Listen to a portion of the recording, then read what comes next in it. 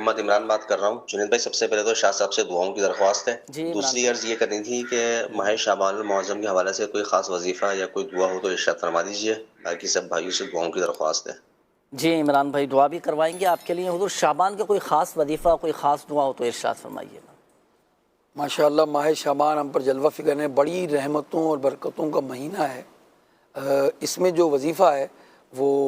33 مرتبہ آپ جو ہے سورہ کوثر پڑھ لیجئے ماہ شعبان کے اندر، اور اول آخر آپ 11 مرتبہ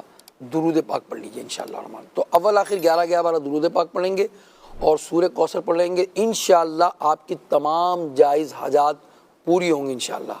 اور یہ وظیفہ پڑھتے وقت اپنی حاجات کو بھی آپ نے ذہن میں رکھنا ہے، جو آپ کی حاجت ہے نا اس کو اپنے ذہن میں رکھیں، اور یہ وظیفہ آپ پڑھتے رہیے، انشاءاللہ اللہ کی رحمت ہوگی، اور انشاءاللہ آپ کے مسائل آپ کے مصائب دور ہوں گے اور مسائل حل ہو جائیں گے آپ کے۔ ہمارے ایک اسلامی بھائی تھے،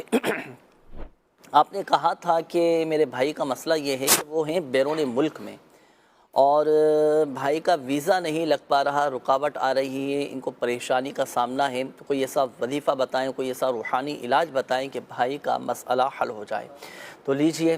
وہ افراد کہ جن کے ویزے میں یہ رکاوٹیں آتی ہیں، کوئی نہ کوئی مسئلہ آ جاتا ہے، کام پورا نہیں ہو پاتا، یا آپ بیرون ملک میں ہیں، آپ کسی ملک میں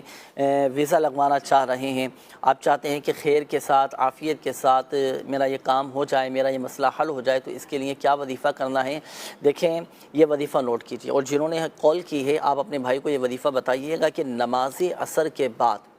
نماز عصر ادا کرنے کے بعد 7 مرتبہ یا رحمانو یا رحمانو یا رحمانو یا رحمانو یہ پڑھنا ہے صرف،